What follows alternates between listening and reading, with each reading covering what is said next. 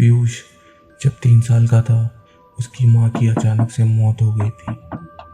तब से उसके पिताजी शिव ने उसे बड़े लाड प्यार से पाला था।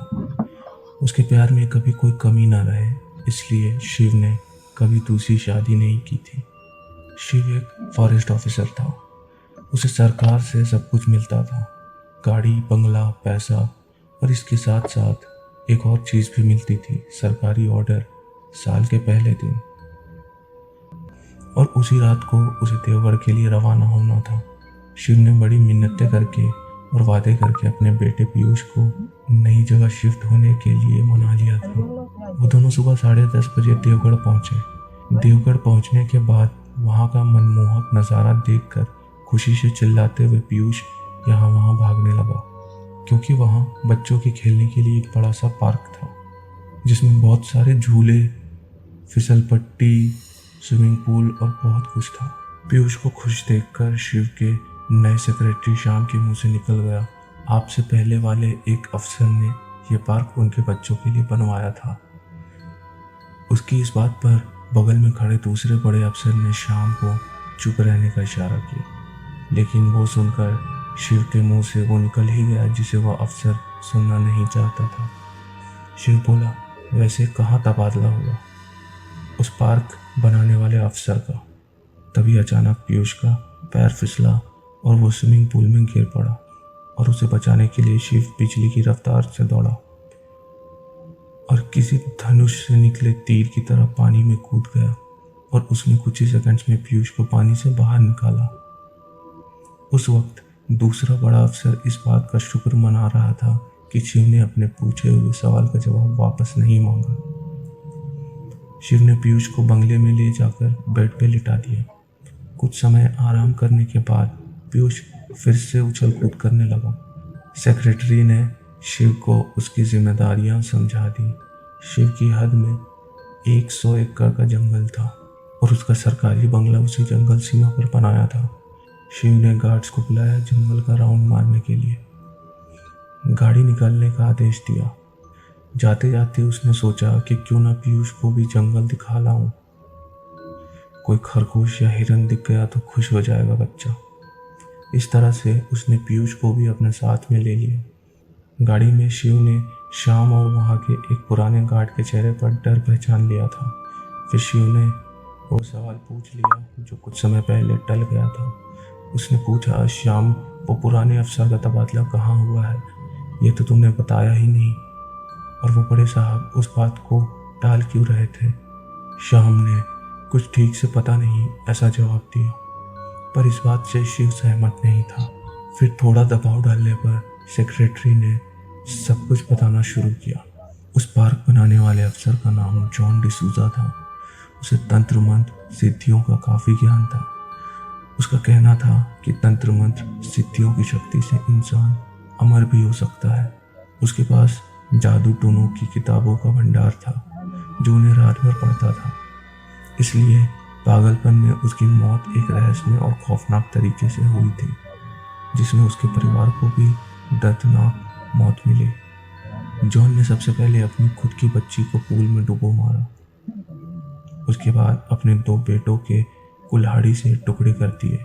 फिर बीवी पर मिट्टी का तेल डालकर जला दिया और पूरे परिवार की बलि देने के बाद आखिर में खुद बंगले के सामने वाले पेड़ पर फांसी लगा ली।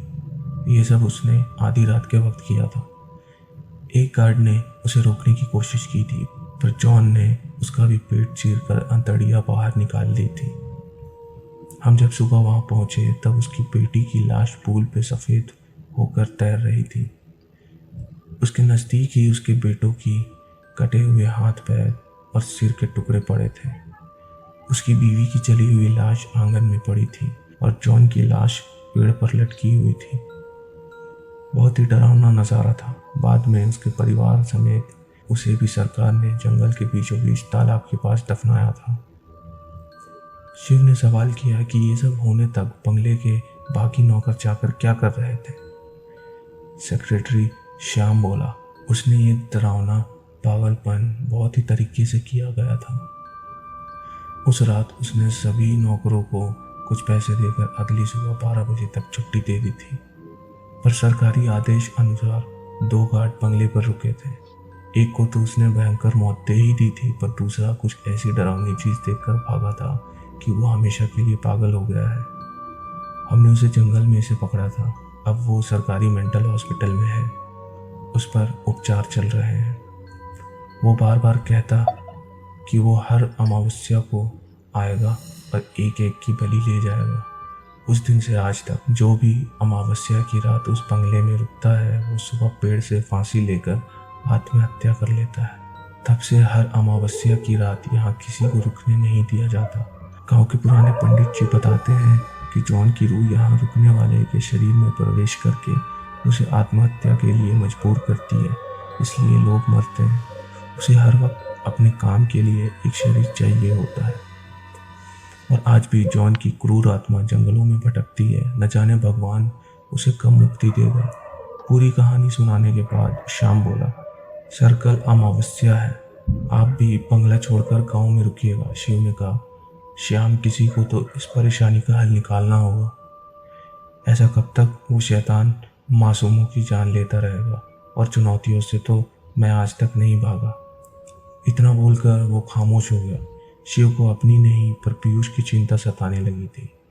उसने मन ही मन तय किया कि पीयूष को कुछ दिनों के लिए उसके मामा के घर भेज देना ठीक रहेगा, और खुद ही इस जॉन की आत्मा को हमेशा के लिए नरक में भेज कर ही दम लेगा। शाम होते ही गाड़ी बंगले पे पहुंची। सब बिना कुछ कहे गाड़ी से उतर के अपने अपने काम में जुट गए। उनके जंगल से आने तक नौकरों ने रात के खाने की तैयारी कर ली थी। सभी गार्ड्स रात का खाना खत्म करके नाइट शिफ्ट में तैनात हो चुके थे, और गांव के लोग जो खाना बनाने और साफ सफाई के लिए आते थे, वो तो दिन ढलने के बाद ही राम राम का जाप करते हुए अपने घर पहुंच चुके थे, क्योंकि गांव के लोग उस बंगले में रात को रुकने से डरते थे। शिव ने रात के खाने के बाद पीयूष को सुला दिया और खुद भी लेटे लेटे सोचने लगा कि शिव के मामा संग्राम से फोन करके मदद मांग ही लो। वो बगीचे में जाकर एक बेंच पर बैठा और सिगार सुलगाने लगा। तभी सन्नाटे को चीरती हुई आने वाली एक चीख ने उसे डरा दिया। वो आवाज़ गार्ड्स की थी। शिव गेट की तरफ तेजी से भागा। वहां पहुंचने पर जो नज़ारा शिव की आंखों ने देखा था, उससे उसका कलेजा कांप उठा, क्योंकि मौत का तांडव शायद अमावस्या से पहले ही शुरू हो चुका था। उन दोनों गार्ड्स की लाशें गेट के पास ही पड़ी थी। शिव ने वक्त ज़ाया नहीं किया। वो तेजी से पीयूष के कमरे में पहुंचा, पर पीयूष अपने बेड पर नहीं था। शिव उसे आवाज़ देते हुए सभी कमरों में देखने लगा। शिव की आवाज़ सुन के श्याम अपने कमरे से बाहर निकला। शिव ने बाहर जो कुछ देखा उसे सब बता दिया। फिर दोनों मिलकर पीयूष को ढूंढने लगे। तभी स्विमिंग पूल के पानी में कुछ जोर जोर से गिरने की आवाज़ आई। दोनों घर के बाहर स्विमिंग पूल की तरफ भागे। वहाँ स्विमिंग पूल पर पीयूष एक आदमी के साथ पानी पर खड़ा था। श्याम कांपती आवाज़ से बोला, जॉन डिसूजा। वो प्रेत आत्मा शिव को देखकर हंस रही थी, मानो वो पीयूष को अपने साथ किसी और दुनिया में ले जाने आया हो। घबराहट से शिव की सांसें फूल रही थी। उसी वक्त वो जोर से चिल्लाया और उठ के अपने बेड पर बैठ गया, क्योंकि वो सिर्फ एक बुरा सपना था, और पीयूष उसकी बगल में अपने टेडी बियर से लिपट कर सो रहा था। उसके बाद शिव ने संग्राम को फोन करके कुछ देर बात कर ली। फोन रखने से पहले संग्राम सिर्फ इतना ही बोला कि मैं समय पर पहुंच जाऊंगा, क्योंकि दूसरे ही दिन ही अमावस्या थी। शिव पीयूष के साथ हनुमान जी के मंदिर माथा टेक आया और वहां के पुराने पंडित से पहचान भी कर ली। शिव ने एक रात के लिए पंडित जी के पास शिव को रखने की मंजूरी ले ली और सुबह अपने कामों में लग गया। शाम होने के साथ ही सभी गांव के कर्मचारी डरते हुए अपने अपने घर जा चुके थे।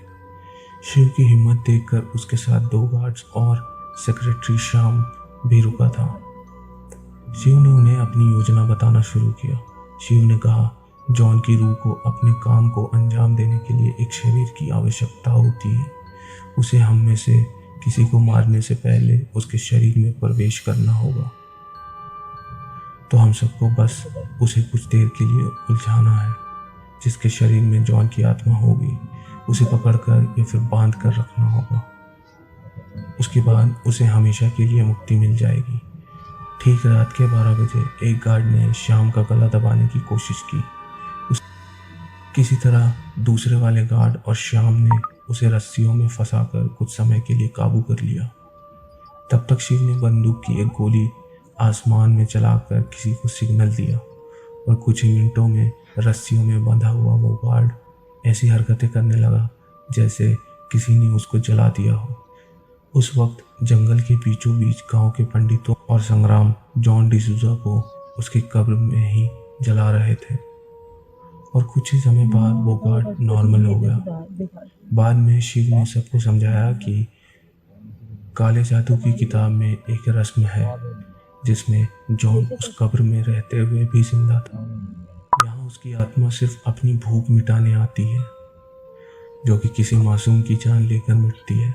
और उस किताब के अनुसार अगर मरने के बाद भी जॉन ने 100 इंसानों की बलि पूरी की होती तो वो अपने कब्र में से जिंदा होकर हमेशा के लिए अमर हो जाता। इसलिए ये माया जाल मैंने उसके लिए रचा था ताकि वो कब्र छोड़कर यहाँ आए और हमारे लोग उसकी लाश को कब्र में ही जला सकें।